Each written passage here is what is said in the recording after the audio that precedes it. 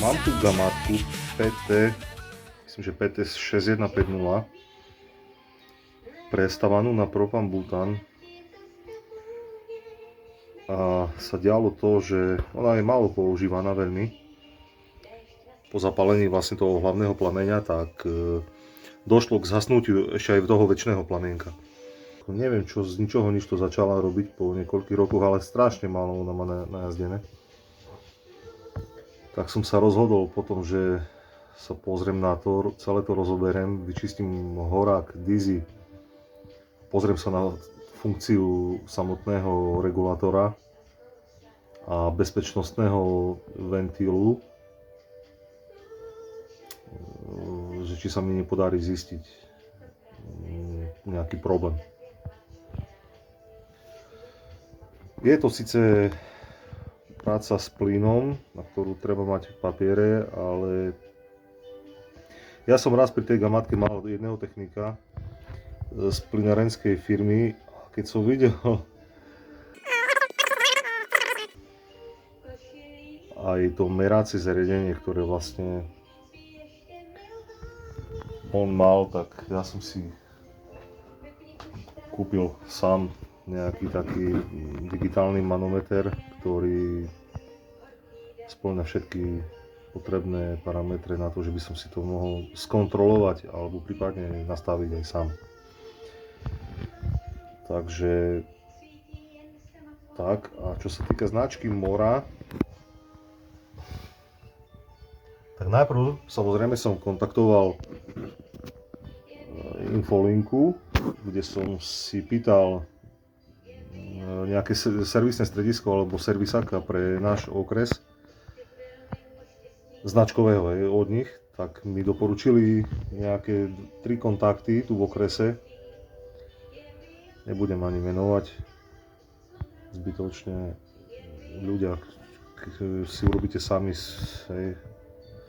obraz o tomto, keď to skúsite, prípadne jak ja. No ale katastrofa, nič. Neviem, jak oni fungujú. Jednoducho sú vedení ako servisné predajca a servis, ale to so servisom nemá nič spoločné vôbec. Čiže nula. Jedine, ja neviem, niekde to posielať k ním na nejaké centrálne stredisko, alebo čo, ja neviem, čo s tým. Tak som sa rozhodol, že sa na to pozriem sám. No tak, na začiatok by sme sa pozreli na návod na použitie. Toto PDF-ko sa dá stiahnuť zo stránky výrobcu a prejdeme si tu takto narýchlo. Všetky dôležité informácie na obsluhu to nebudeme riešiť. Najdôležitejšie pre nás je spôsob montáže cez stenu, priemer vrtaného otvoru a vzdialenosť od parapety. Tá je 300 mm, teda 30 cm.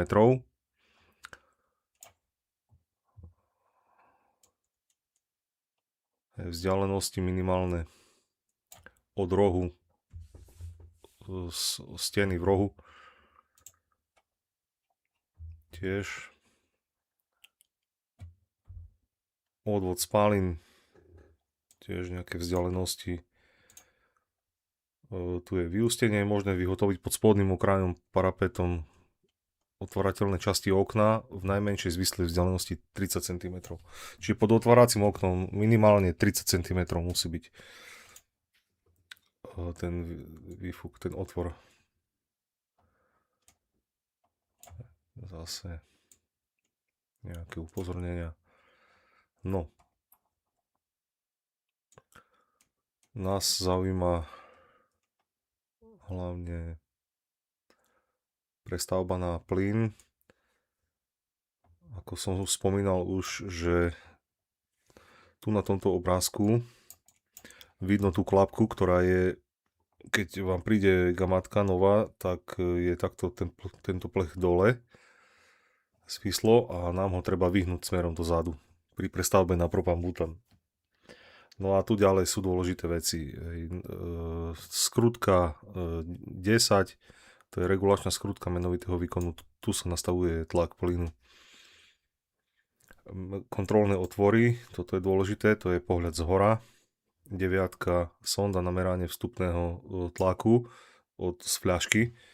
Je fľaša, na fľaši musí byť regulátor 30 mB a následne potrubie privedené k regulátoru a tu sa meria ten tlak, či naozaj je tých 30 mB.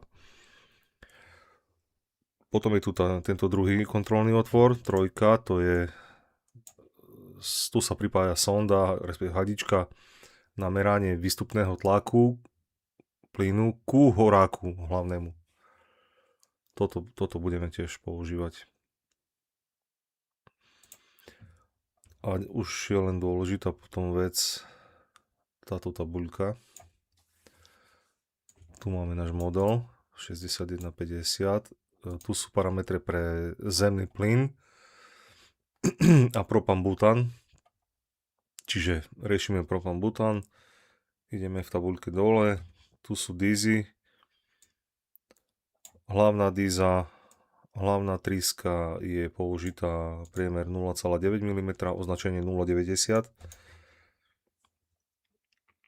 Díza väčšného plamienka 0,4, označenie 40. A toto tu je najdôležitejšie. Tlak plynu na hlavný horák, teda na tento. A ten budeme merať cez ten kontrolný otvor číslo 3 na obrázku, jak bolo predtým vidno, a má tam byť tlak 27 mB. Tlak plynu horáku pri 25% výkone 1 mB. No, toto tu je najdôležitejšie. Takže to je celé. Tu sú nejaké výkonové parametre. To nás nezaujíma.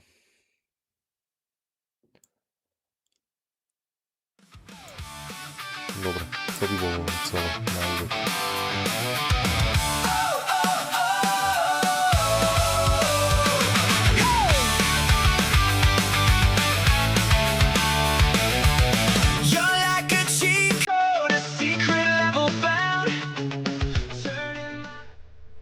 Takže toto video je viac ako 6 rokov staré. No. Vrtal som to tým spôsobom, že som si označil, jak vidíte, vzdialenosť od parapetu. Tam bola daná výrobcom minimálne 300 mm. Od parapetu po vrch kružnice. Priemer diery, neviem, 175 minimálne 180 mm priemer diery a do porfixu, čiže vrtakom do betónu, vrtakom na betón pomocou akúčky takto postupne diera ku diere sa vykrúži ten otvor. Používal som tam vodováhu, aby som pekne išiel vodorovne, aby som držal vrtak vo vodorovnej polohe. Dôležité je aj z vonkajšej strany si najprv vo fasáde urobiť tiež dieru, aby nedošlo k poškodeniu, vylúpeniu sieťky a toho lepidla. No a kontrola 300 mm od kraju fasády.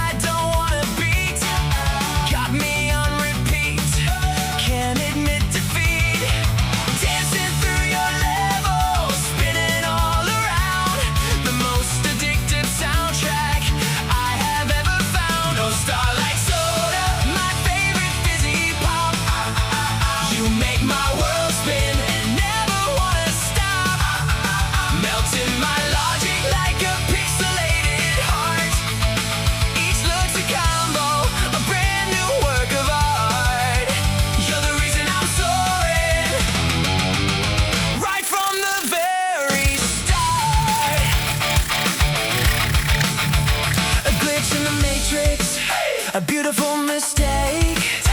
Tear it up, the script for goodness sake. Don't need a walkthrough, don't need a game plan.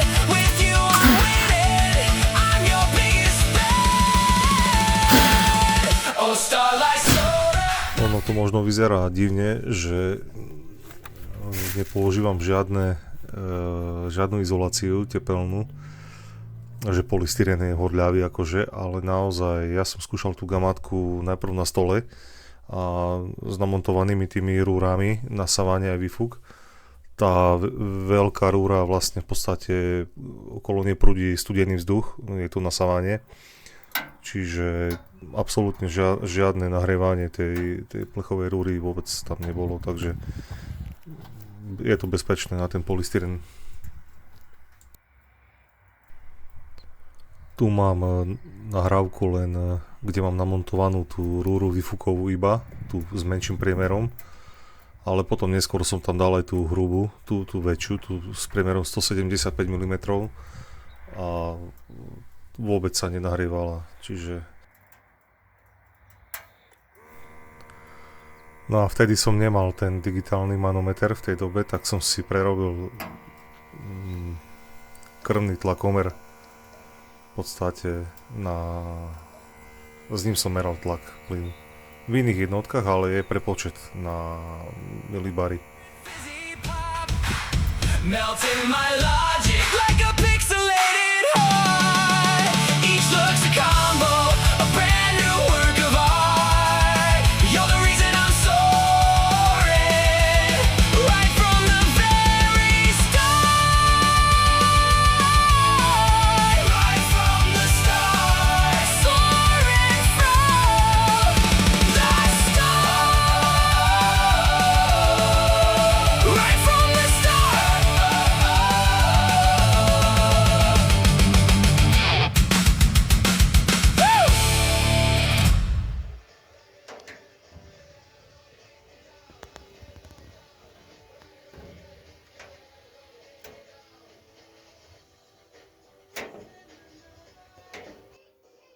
Takže poďme sa pozrieť.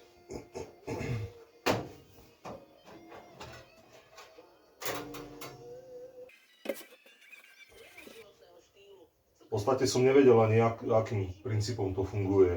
Zapaľovač, ako funguje tá regulácia, ten bezpečnostný ventil, ako funguje. Vôbec som netušil.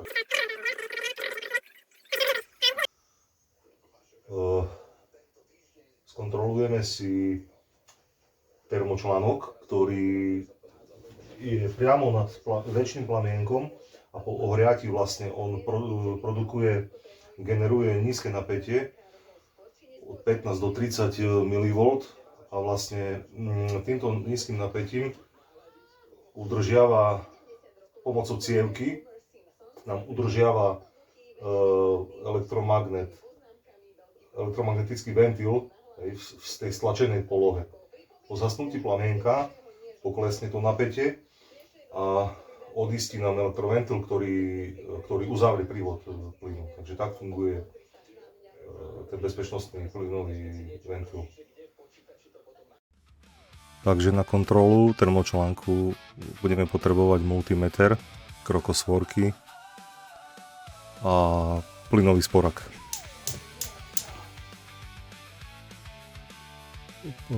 Automatický rozsah na multimetri máme nastavený a vidíme, že po zvyšovaní teploty na horáku a termočlánku na špičke nám vstúpa napätie až na tých spomínaných 30 mV.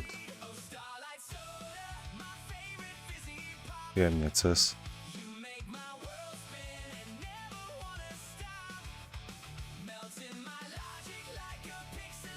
Zelená je minus pol, žltá svorka plus pol, čiže 32,6 sme mali maximum. Takže termočlánok je tým pádom funkčný a môžeme prejsť na test funkcie samotného elektromagnetického ventilu.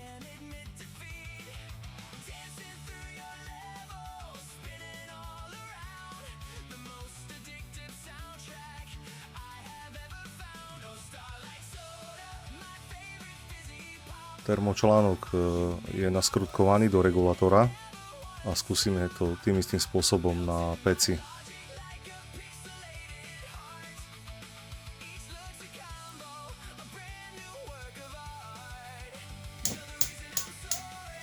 Takže zapálime plameň, teplota stúpa, regulátor v pozícii štart, vypnutá pozícia štart, stlačíme, pustím, tak, plameň vypnutý, teplota klesá, najprv nám cvakne elektromagnetický ventil na sporáku, teraz cvakne pec a následne musí cvaknúť a uzatvoriť prívod plynu ventil v regulátore z gamátky.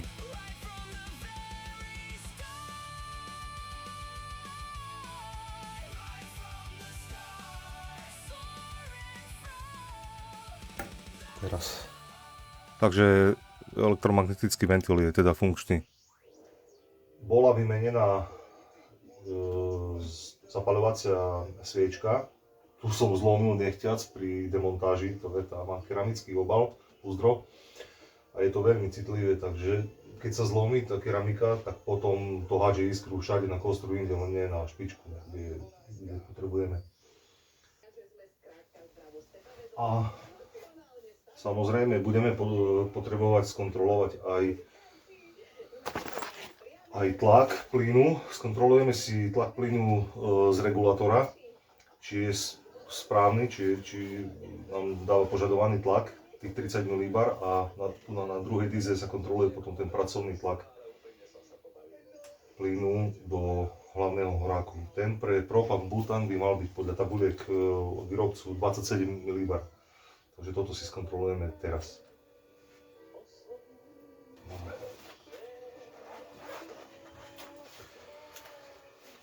A tento účel som si kúpil z Číny, samozrejme.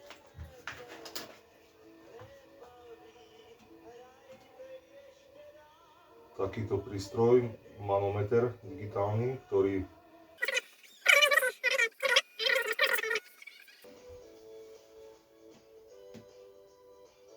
tu mám spravenú takú redukciu k tomu, v takých podmienkach bojových, zo slámky, z plastovej slámky. Takže nasadíme to na dyzu.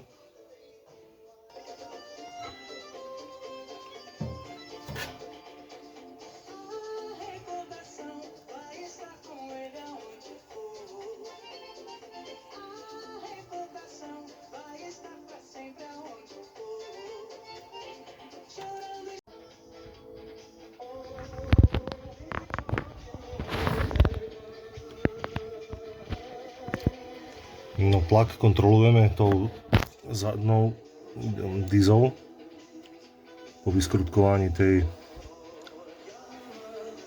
blendy, zablendovacej skrutky.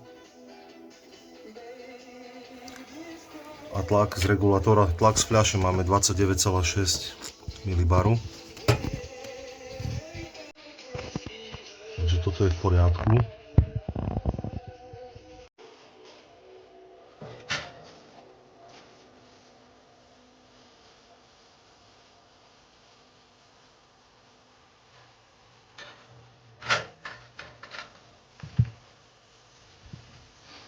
Stade uniká plyn.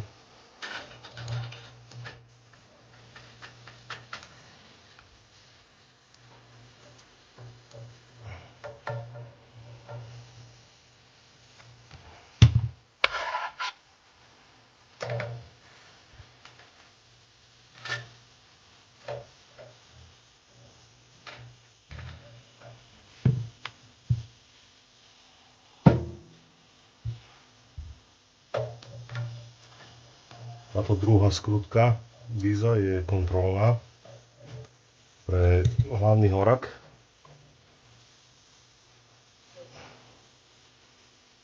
Dáme si to 0.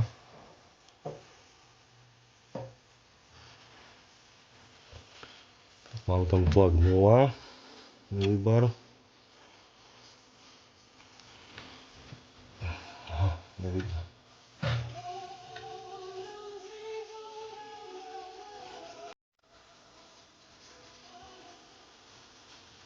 No zle tam vidno. Aha. Tak. No, uvidíme.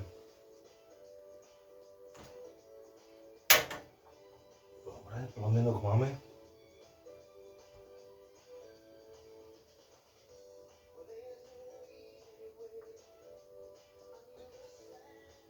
Pekne drží.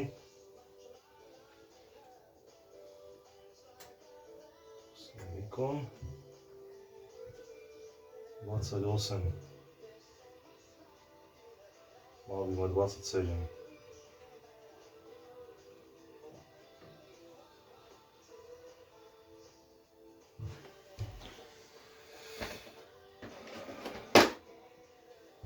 Na nastavovanie tlaku je dole regulačná skrutka.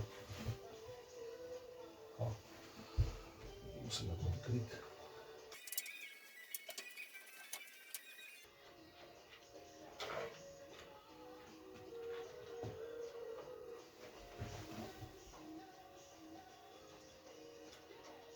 Na plochý šrubováčik skúsim jemne, čo to bude robiť s tlakom. 28,1.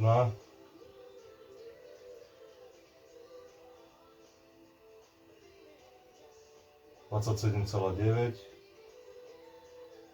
8, 6, 27,4, 27,2,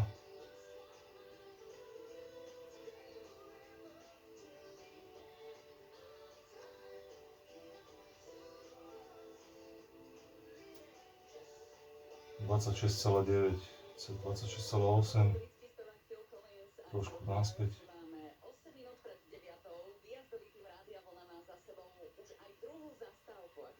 Dvadsaťsedem celá jedna milibaru na propan butan.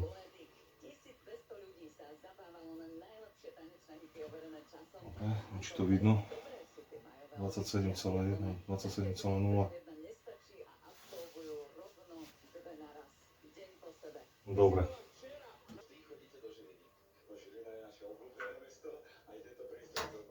Dobre, uzavrieme to. Tlak máme 0,0 a je to bezpečné. Môžeme odpojiť meracu hadičku.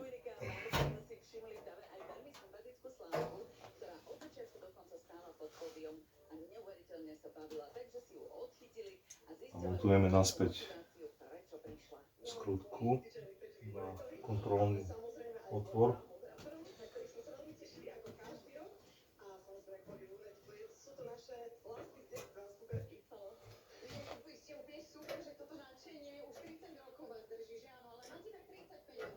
Utiahneme. Tak. Namontujeme naspäť kryt.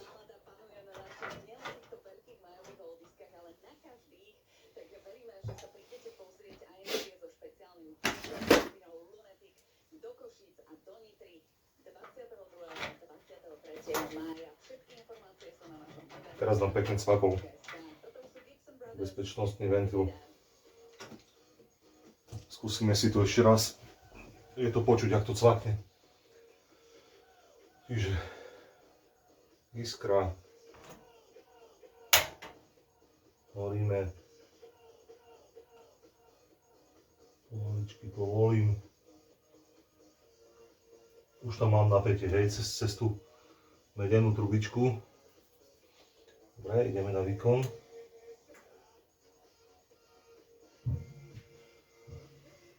No, ona zhasí nálah v tomto momente.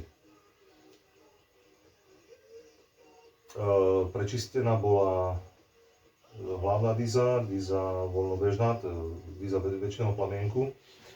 A celý ten rošt bol vyčistený. Hej, tu som mal rozobraté, tady to tu. Ten regulátor sa dá dole. Skrutky. Potom z tejto strany je tu 13, na 13 kľúč 8 matica. a celý tento rošt, ten horak nám tadeto vyjde vonku a s droteným kartáčom normálne sa to je potrebné to kefovať do čista. Náspäť potom namontované na tento tmel na vysoké teploty. Dobre, takže domátka topí pekne.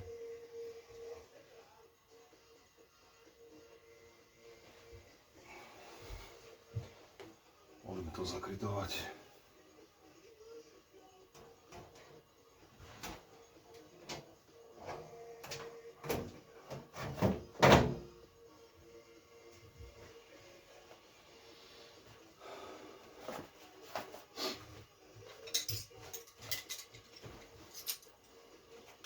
Čiže trošku investície do nejakého merania, dá sa to aj v domácich podmienkach, ale opatrne s plynom.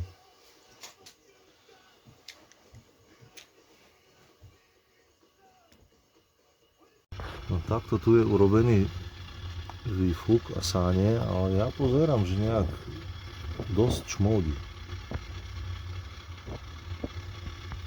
Dosť divný, ako keby niečo... Neviem, či to je správne.